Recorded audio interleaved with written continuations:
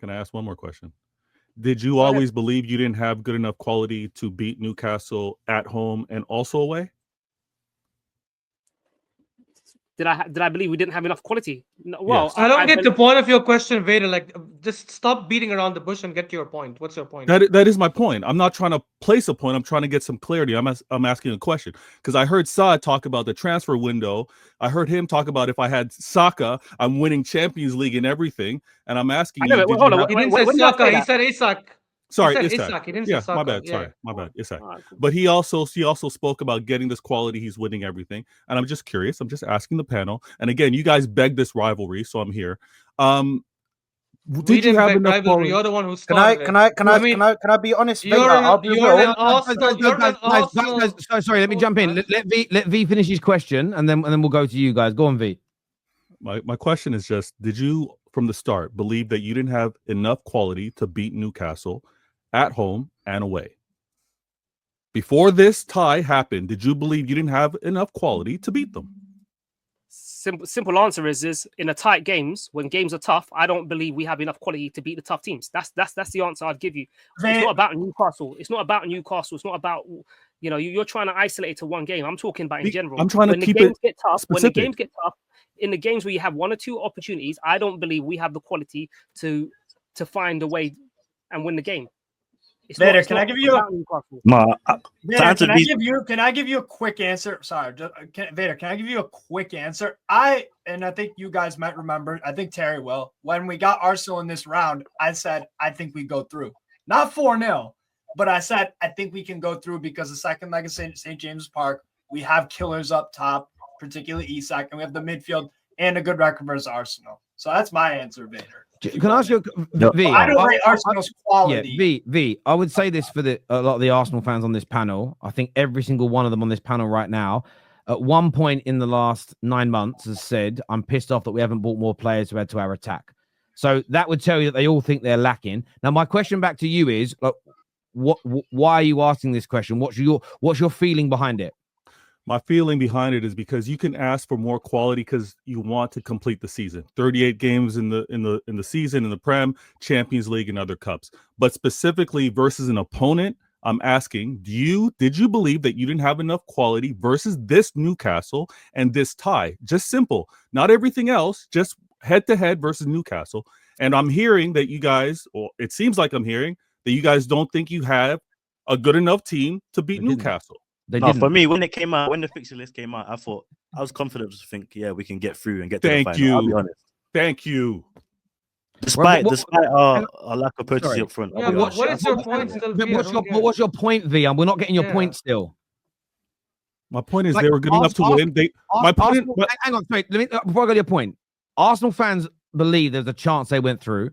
If Arsenal were better at taking their chances, they could have gone through. They didn't. They're criticizing that they missed massive chances. What's your point? That's it. That's perfect. They missed their chances. They were good enough to win. They didn't. Don't talk about transfer window. Don't talk about new additions. Don't have Saad talk about Isak. They were good enough. No, but it's related because we're seeing if we had a top quality striker. If we had a top quality striker, he probably would have taken those chances. No, why is that a normal conversation to have? If we played Newcastle 10 times, we might win 5 or 6 times, but we could also lose 4 or 5 times. We're not saying we will never, ever beat Newcastle again until we sign someone. But we're saying we clearly have a deficiency in the team, right, which shows up in certain games, like the United game in the FA Cup, like Newcastle home and away in the League Cup, where a striker that we should have signed last season, not even this season, would have probably helped us there. And this is where I agree with Nathan when Tune Tactics says things like, oh yeah, but at least he has a fight. I agree with Nathan. I'd rather Kai Havertz is as soft as a puppy, but he has skills on the pitch that actually lead to dangerous attacks. Terry as well is trying to gaslight us, saying he's not a phenomenal signing, but he's a good signing. No, he's a crap signing. Good signing. He's a crap signing. No, he's a crap signing because he's a crap signing. I'll tell you why he's a crap signing. Because if you take the context of the fact is, we are not Man City. We are not PSG. We cannot go spend certain money, right?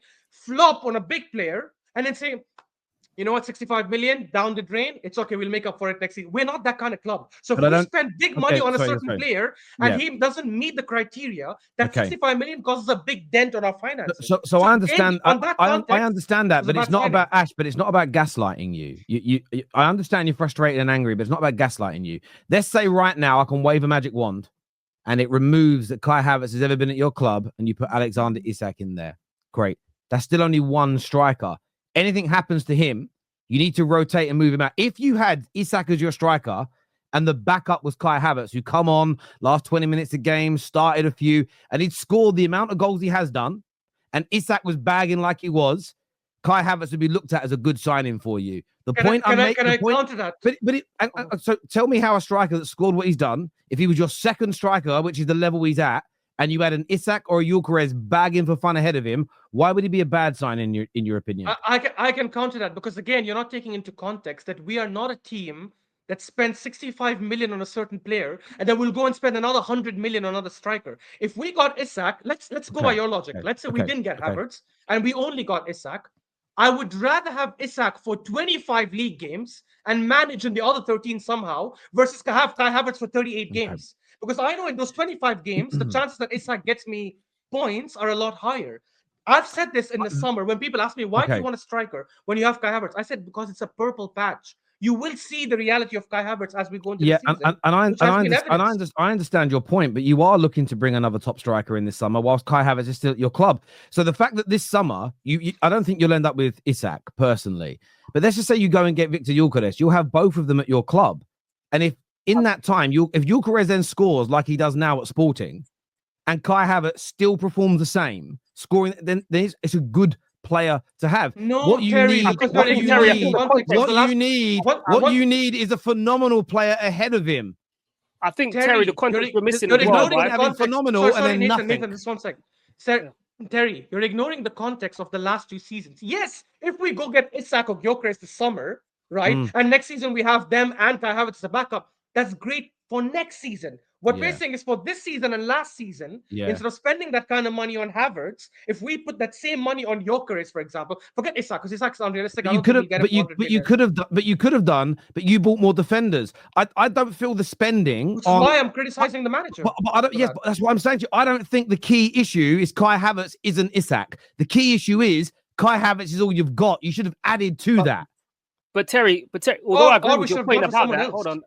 Although I agree with your point about we should have added more with Kai Havertz, the issue is also that Kai Havertz is the highest paid player at Arsenal, right? So we also have to put that into context, right? So when you're looking at your highest paid player, there's supposed to, you know what I mean? You want return on investment. The highest paid player is supposed to deliver in big games. It's supposed to bail you out of tough situations. So for us to spend 65 million on Havertz and pay him what he's paid for him to not be at the level, for me, that's why I would say it's not a good signing in isolation. For me, when I look at transfers, if we're always looking at transfers as, I think transfers need to be looked at in isolation. And obviously you can build on that, but when if you're not, let me try and articulate myself. Yeah. If you look at the signing in isolation, it's not good enough. If you have to sign somebody else to better the signing, that means you're just rectifying your mistake. For me, Kai Havertz for 65 million at 275 is piss poor. Yeah, and there's a reason why. I will concede that the wages you pay him, you should get more. What I would also say is that he weren't ever purchased to be your number one striker. It's almost happened through process of elimination. And I think the return up front you're getting from him, I mean, he's got 15 goals this season as a striker, and he isn't a number 9. Why did we buy him, Terry? What did we buy him for? Okay, so yes, you looked at him for those 2 roles, but the one point I'm making is he scored 50. He's now a striker, and he has scored 15 goals for you this season. That is a good return. 15 goals. What Arsenal need? 65 million. Well, I think it is. I think it is. When you consider the phenomenal strikers, you want to double the money. So if they would double the money and double as good and have 30 goals by now, that's really good. I think we're arguing over a little bit of semantics here. I get how you guys feel about him, but I almost feel as if there's this element of the focus on him rather than the fact that you need to add to it. I think it's a bit of an issue here.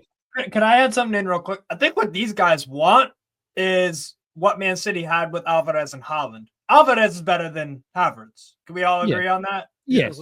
I think that's what they want. And Man City didn't spend 65 on Julian Alvarez.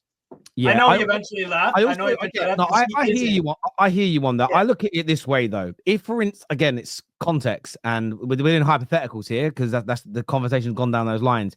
If Isak was at Arsenal and he'd scored the goals this year and they were top of the league and they were in the final, and Kai Havertz was exactly the same player, Arsenal fans would go, "Oh, he's been all right. He's been good," because your mood about Arsenal would feel very, very different. I don't have your emotions towards Arsenal, so I look at it and go, he's done okay, good, average. He's in that middle area. He hasn't been brilliant again, but you're taking my words, and I think you're getting a bit triggered by them. I think he's been good. No, I'm not. Average. I'm not. Oh, You're removing context because you're creating this utopian world that doesn't exist. I'm not creating. We wouldn't have Kai Havertz as backup and have a main striker up top. That doesn't work with Arsenal. Are you not doing that this summer?